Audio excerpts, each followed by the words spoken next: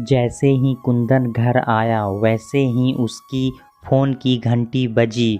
उसकी बहन रूही का फ़ोन था। वह रोते हुए बोली कि भैया जल्दी आ जाओ, मम्मी की तबीयत बहुत ख़राब हो गई है। मम्मी तुम्हें याद कर रही है। पायल जल्दी से सामान बांध लो, हम कल शाम की गाड़ी से घर जा रहे हैं।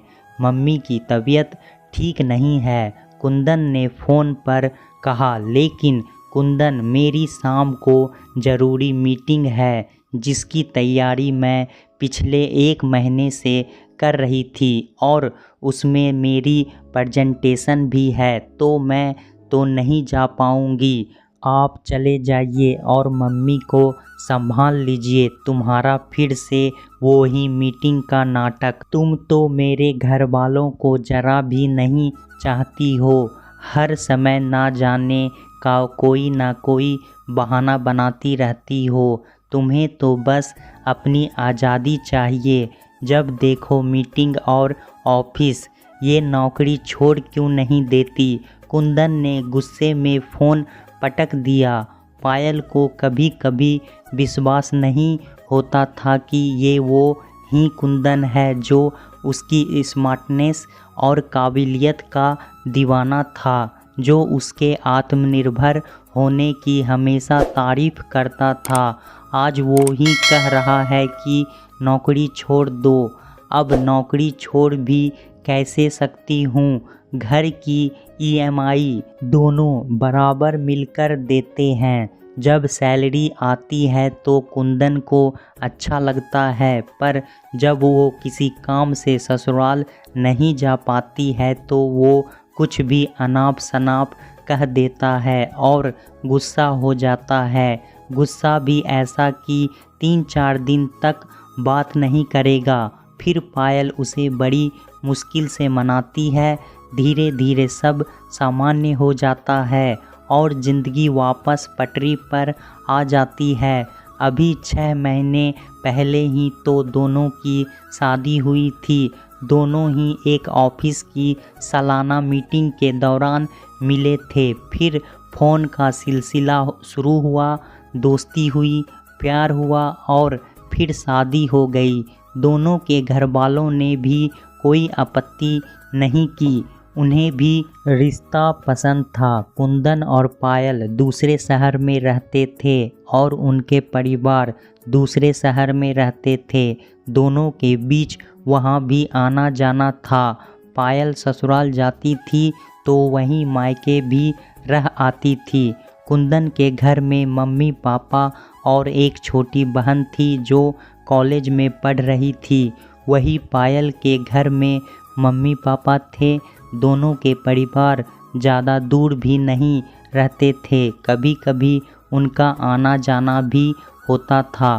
कुंदन और पायल के बीच में बड़ा प्यार था, पर जब कुंदन की मम्मी की कोई बात आती थी तो कुंदन पायल के प्यार को भुला देता था और ऐसे व्यवहार करता था कि उसकी मम्मी की बीमारी की जिम्मेदार सिर्फ पायल है, क्योंकि वो उनकी सेवा करने के लिए नहीं गई। रात को वो गुस्से में घर आया। तुम है ना हर बार बस अपनी ही चलाती रहती हो। कभी सोचा है मेरी मम्मी ने मुझे किस तरह से पाला है और मेरी करियर के लिए कितने समझौते किए हैं? एक ही बेटा हूँ और बहू लाया हूँ, तो तुमसे कोई उम्मीद रख भी लेती है तो कोई बड़ी बात नहीं है। हर बहू का फर्ज होता है कि वो सास की तन मन से सेवा करे। तुम अपनी मीटिंग कैंसिल नहीं कर सकती? कुंदन, ये तुम्हें क्या हो जाता है? मैं अपनी मीटिंग कैंसिल नहीं कर सकती हूँ, तुम्हें तो सब पता है, फिर भी क्यों बात का बतंगर बना रहे हो? अरे मम्मी बीमार है तो तुम जाओ ना, मैं कौन सा रोक रही हूँ। तुम्हारे पापा हैं, छोटी बहन है, सब मिलकर संभाल लेना। मैं नहीं जा सकती हूँ। कुंदन गुस्से में कमरे में चला गया। पायल का चेहरा उतर गया था और आंखें भर आई थी। कुंदन को अपने मम्मी पापा के आगे कुछ भी नहीं दिखता था। मैं भी तो अपने मम्मी पापा को छोड़कर रह रही हूँ। उनके तो कोई बेटा भी नहीं है और मेरे कोई छोटी बहन भी नहीं है। वो भी तो अकेले सब मैनेज करते हैं। तो क्या कुंदन अपनी माँ को संभाल नहीं सकते हैं? दूसरे दिन कुंदन माँ के घर चले गए और पायल देर रात तक अपनी मीटिंग में व्यस्त रही थी और घर आकर सो गई। अगली सुबह फ़ोन की घंटी बजती है। उधर से कुंदन गुस्से में उबल रहा था। तुम भी अजीब हो। मैं यहाँ पहुँच गया और मम्मी को डॉक्टर को दिखाया और तुमने हाल भी नहीं पूछा। घर की बहू हो, तुम्हारा फर्ज मैं निभा रहा हूँ, इनकी सेवा कर रहा हूँ। पायल शांति से बोलती है। मैं रात को 1 बजे घर आई थी। कल बहुत थक गई थी। अब तबीयत कैसी है? डॉक्टर ने उन्हें आराम बताया है। अब बुढ़ापे का शरीर है, जल्दी से थक जाती है। कुछ टेस्ट बताए हैं, वो करवाने हैं। रूही की भी परीक्षाएं चल रही है। जैसे तैसे खाना बना देती है। तुम कल आ जाओ। अब तो कोई मीटिंग भी नहीं है, कोई बहाना नहीं चलेगा। यहाँ सब रिश्तेदार बातें बना रहे हैं कि सास मरे जा रही है और बहू आई नहीं है। तुमको इस वक्त यहाँ होना चाहिए था। तुम्हारा काम मेरी बहन रूही कर रही है। पायल अगले 2 दिनों की छुट्टी लेकर ससुराल चली जाती है। उसे देखकर सास ताने देती है। फुर्सत मिल गई मुझसे मिलने की, सोचा होगा अब तो ये चली जाएगी तभी आएगी। मेरी बेटी चौके में लगी है, पर तुझे शर्म नहीं आती है? भाभी के होते हुए ननद रसोई में पसीना बहा रही है। अब कितने दिनों की मायके में है। कुछ समय बाद तो इसकी शादी करेंगे ही, पर अभी भी आराम नहीं मिल रहा है। पायल अपने सास के रवैये से भली भांति परिचित थी, पर वो कुछ जवाब नहीं देती थी। उसे पता था यहाँ पर एक शब्द भी बोलेगी तो 100 शब्द सुनने को मिलेंगे, इसलिए वो चुप ही रहती थी। चुपचाप रसोई में अपना काम किया और मायके फ़ोन किया और मम्मी से बात की। मम्मी से बात करके उसके चेहरे पर पसीना आ गया। उसकी मम्मी की तबीयत पिछले 4 दिनों से ख़राब थी। वो बिस्तर पर थी और घर में पापा ही रसोई और अस्पताल दोनों संभाल रहे थे। उसे ऑफिस के काम थे, मीटिंग थी, इसलिए बताया नहीं, पर अब इसलिए बता दिया कि वो ससुराल तो आई हुई है तो मायके भी मिलने को आ जाएगी। रात के खाने की तैयारी करके वो अपनी सास से बोली कि मुझे मायके जाना है, मम्मी की तबीयत बहुत ख़राब है, 2 दिन वहाँ रह आऊँगी। ये सुनते ही घर में कोहराम मच गया। तुझे अपनी मम्मी की पड़ी है और मैं जो बीमार हूँ उसका क्या? अच्छा, तो तुझे अपनी मम्मी की बीमारी का पता था, इसलिए तो तू आई है, वरना तू आती भी नहीं। कोई ना कोई बहाना बना देती। तुझे हम अपने घर की सेवा के लिए लाए हैं, या तेरी माँ की ही सेवा होती रहेगी। मम्मी जी, मुझे मम्मी ने अभी बताया कि वो 4-5 दिनों से बीमार है। फिर यहाँ तो कुंदन है, रूही है, पापा जी हैं, सब मिलकर संभाल लेंगे। और अब आपकी तबीयत भी पहले से बेहतर है तो मैं मम्मी के पास जाकर आ जाती हूँ, 2 दिन में आ जाऊँगी, पायल ने कहा। उसकी बात घर में आते हुए कुंदन ने सुन ली और अपना निर्णय दे दिया कि तुम कहीं नहीं जाओगी, इधर रहकर ही मम्मी की सेवा करोगी। काम से बचने के लिए मायके जाने का बहाना मत बनाओ, तुम कहीं नहीं जा रही हो। पायल का मन वैसे ही बेचैन हो रहा था। उस पर सास और पति दोनों मना कर रहे थे। सासू माँ अच्छी भली हो गई थी तो अब जाने में क्या परेशानी है। पायल, तू कहीं नहीं जा रही है? मैंने अपना बेटा तुझे क्या दे दिया? तू तो मुझे और मेरे त्याग को भूल बैठी। कुंदन को 9 महीने पेट में रखा था, रातों को जाकर दूध पिलाया था, बीमारी में इसकी देखभाल की थी, इसकी पढ़ाई के लिए खुद की इच्छाओं को मारा था। कितनी मुश्किल से कुंदन को पाला और पढ़ाई करवाई। आज मेरी उस तपस्या का ये फल मिल रहा है कि उसकी पत्नी मेरी सेवा करने से मना कर रही है। बहुत मुश्किल होता है पाले हुए बेटे को किसी को ऐसे सौंपना। तेरी मम्मी को तो मुफ्त में ही दामाद मिल गया। ये सुनकर पायल सन्न रह जाती है। वो फिर हिम्मत करके कहती है, मम्मी जी माफ़ कीजिए, आपने बेटा दिया है तो मेरी माँ ने भी बेटी दी है, वो भी देना आसान नहीं है। आपका बेटा तो आपके पास जब चाहे आ सकता है, जब चाहे आपकी सेवा कर सकता है, पर मुझे तो अपनी मम्मी से मिलने के लिए ही आपसे पूछना पड़ रहा है। मैं बहू हूँ तो एकदम से जा भी नहीं सकती हूँ। आपने अपने बेटे के लिए बहुत कुछ किया है तो मेरी मम्मी ने भी कम नहीं किया है। तपस्या तो पालने के लिए हर माँ करती है, वो बेटे और बेटी में फ़र्क नहीं करती है।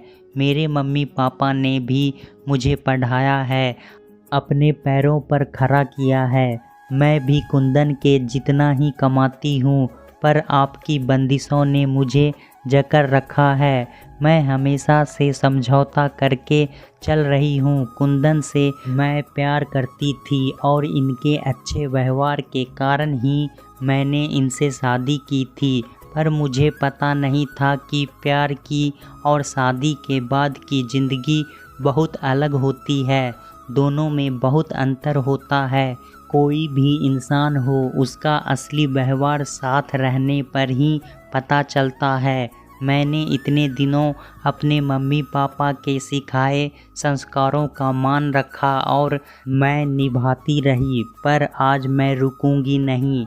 मेरी उसी माँ को मेरी बहुत ज़रूरत है। और पायल अपना सामान लेकर जाने लगी तो कुंदन ने कह दिया, सोच समझ कर जाना। अगर आज तुम गई तो फिर घर में कभी नहीं आओगी। पायल भी हिम्मत करके चली गई। पायल मायके पहुंची थी कि उसकी मम्मी जैसे उससे मिलने के लिए ही रुकी हुई थी। पायल को देखकर उन्होंने अंतिम सांस ली और दुनिया से चली गई। मम्मी के इस तरह जाने से पायल सदमे में आ गई। अब पापा को अकेले छोड़ना संभव नहीं था। घर का हिसाब किताब करके और पापा को साथ लेकर पायल वापस शहर चली गई। वहाँ अलग से घर किराए पर ले लिया और कुंदन वाले घर की दूसरी चाबी थी, वहाँ से अपना सामान लेकर चली गई। रोज़ ऑफिस में कुंदन से सामना होता था। कुंदन को लगता था कि पायल को इस तरह नहीं जाना चाहिए था और पायल को लग रहा था कि उसने अपनी मम्मी से मिलकर कुछ गलत नहीं किया, क्योंकि अगर वो उस दिन नहीं जाती तो उसकी माँ उससे मिले बिना ही चली जाती। कुछ दिनों से कुंदन ऑफिस नहीं आ रहा था। पूछने पर पता चला कि उसकी छोटी बहन रूही की शादी है। कुंदन ने उसे बुलाया नहीं था। हालांकि कुंदन और पायल ने तलाक नहीं लिया था, फिर भी दोनों अलग ही रह रहे थे। पायल ने भी बिना बुलाए जाना जरूरी नहीं समझा। इसी तरह दिन बीतते रहे थे। 1 साल निकल गया। पायल के पापा अपनी पत्नी के बिना ज़्यादा दिनों तक जी नहीं पाए और संसार से चले गए। पायल को संतोष था कि उसने अपने पापा की सेवा तो की ही, उन्हें अकेला नहीं छोड़ा। अब पायल अकेले ही रह रही थी। रोज़ ऑफिस जाती थी और अपना काम करती थी। एक दिन अपने घर में घंटी बजी तो एकदम से कुंदन को देखकर चौंक गई। आज तुम यहाँ कैसे और क्यों आए हो?